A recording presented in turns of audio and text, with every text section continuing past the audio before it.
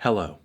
Mouthany Wash Tano here, the internet's busiest music nerd, and it's time for a review of the new Flatbush Zombies album, Vacation in Hell. This is the massive second album from trippy New York rap trio, Flatbush Zombies, their second commercial LP and a follow-up to their somewhat underwhelming commercial debut a few years ago, 3001 A Laced Odyssey, which was kind of an awkward transition away from the very psychedelic and grimy and hard-hitting mixtapes that the trio built their name on, especially Better Off Dead. Amazing mixtape. By comparison, 3001 was so much more synthetic and hollow, stiff, didn't have the same explosive, sample-rich production, didn't have that same kind of trippy density. Their mystical vibe and trademark voices and group chemistry were mostly intact, but just something was missing. So I was kind of expecting Vacation in Hell to be the album where the group would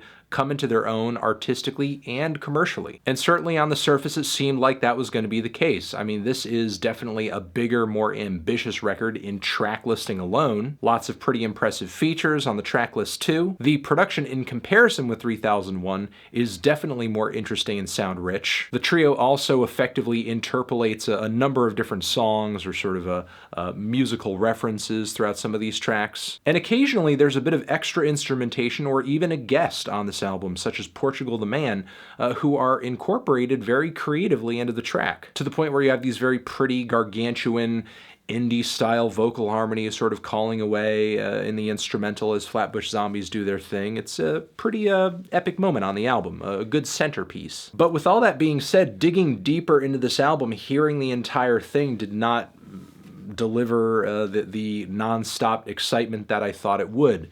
While this thing is 19 tracks, it's 80 minutes long about.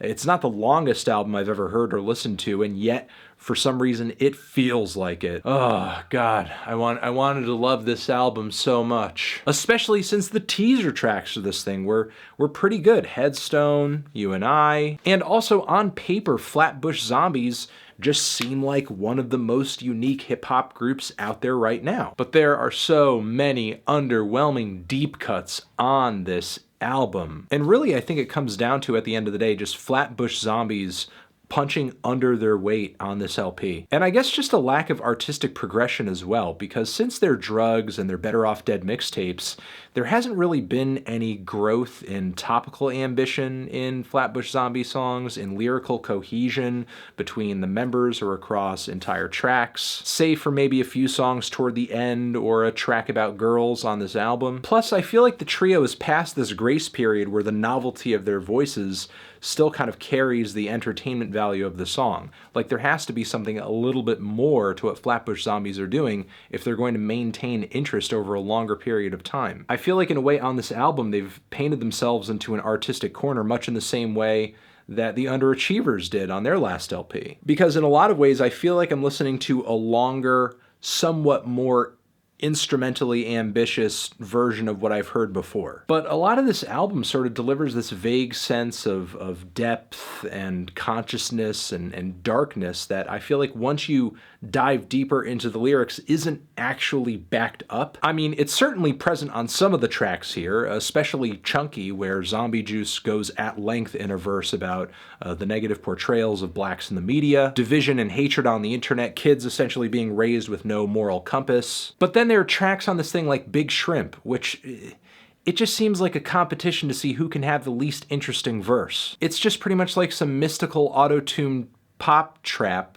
for a more mainstream audience that just doesn't really bring much in the way of substance to the table, nor is it that interesting to listen to. Like, the sounds are kind of average. It's just passable, and that's the case for a number of tracks on this album. It would be one thing if there were maybe 2 or 3, maybe even 4 passable tracks sort of sliding through the track listing at various points on this album. But the thing is, the tracks that are just so-so are in clusters and all over the LP. The song Leather Symphony features lyrics from Juice talking talking about getting green and essentially turning into Peter Pan. A simile that's definitely worth an eye roll, or him rapping about his third eye just burning. And again, with the third eye stuff, not that I mind the idea of it or that I think it's bad to be referencing thinking at a higher consciousness level, but most of the people who I see mentioning this over and over and over often aren't bringing the weightiest lyrics. I mean, you have ASAP 12 on this track, who easily had the most generic rap album of 2017. The song Real Girls follows a formula that many others on here do, where you get a so-so Eric verse, a so-so Juice verse,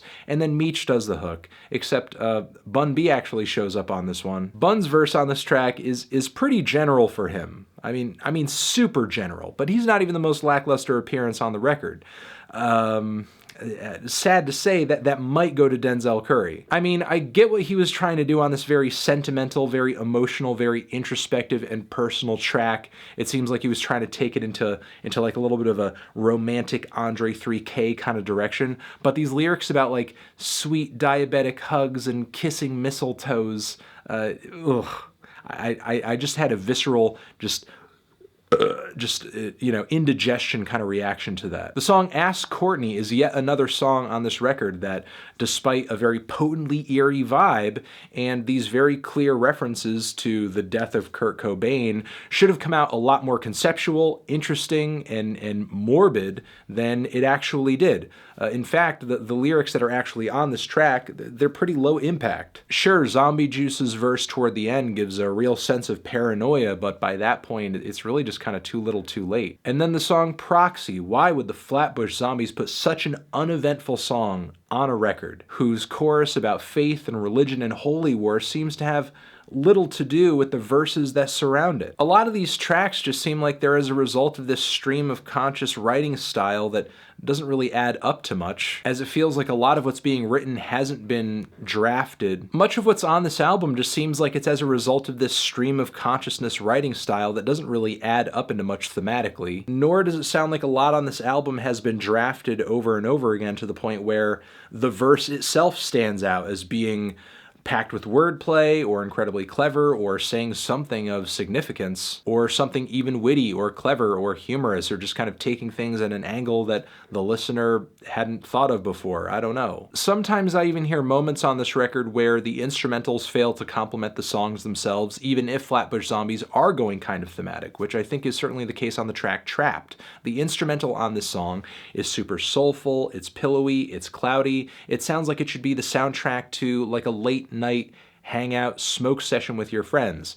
And yet, like the tone of the lyrics, you literally have Meechy rapping about having suicidal thoughts on the song. His verse is one of the darkest on the entire record, and yet it doesn't really feel complemented by the sound palette of the beat. And the flow of the album just seems really odd as well. Again, it's pretty long. It starts off mildly, then it gets more aggressive, eventually mellows out, gets sadder a few tracks later, and then for whatever reason, the tempo picks up again with some of the final tracks. I mean, I don't want to beat up on the album from beginning to end because there are some highlights on this thing. I think Best American all around is a pretty decent track and one of the more deeply political songs on the record, even if a lot of the critiques or issues brought up are a little surface level. The song Headstone is one of the most irresistibly catchy and groovy tracks on the entire record, and one of the few moments on the album where it feels like Flatbush Zombies are going a little commercial, going a little bit poppier, but it works. Meechy's hook on this track is pretty sweet, and all of the verses bring the typically slick and dark and dirty and morbid tone that I usually enjoy out of an FBZ song. The song M. Bison is another irresistibly catchy track. It's got some of the most poppin' hooks on the entire record, some of the most head-bobbing flows. The song Vacation is one of the most mystical tracks on the entire album. Joey Badass's verse is pretty nice. The song Facts has some incredibly eerie production, and I love the shouted gang vocals on the hook. Facts! Seems really cartoony and over the top and brings a lot of character and personality to the song. Jadakiss's verse on this track, even though he's rapping at half the speed than a lot of the other people on the album, his verse just has so much more presence. It's so cold, it's so deadly. That Ace Hood line is hilarious. Crown with Portugal, I already said was a great track. You and I already loved it as it was a teaser song to the album, and maybe the best song in the last leg of the record is You Are My Sunshine, which is essentially a lyrical tribute to ASAP Yams, From the Heart, from Meech. Goes over really well. But despite all the tracks on this thing that I enjoy, it's just not enough. I feel like if this record were pared down a little bit, it could have been so much more of a solid album, but there are just too many lackluster or so-so songs in the track list for me to come out loving this album. Unfortunately, Vacation in Hell is just a very bloated, very inconsistent album. As much as I do like the Flatbush Zombies style and sound, I'm feeling a decent 2 strong 6 on this one. Transition, have you given this album a listen? Did you love it? Did you hate it? What would you rate it? You're the best, you're the best. What should I review next? Hit the like if you like. Please subscribe and please don't cry. Hit the bell as well. And over here next to my head is another video that you can check out. Hit that up, or the link to subscribe to the channel. Flatbush Zombies. Vacation. Forever.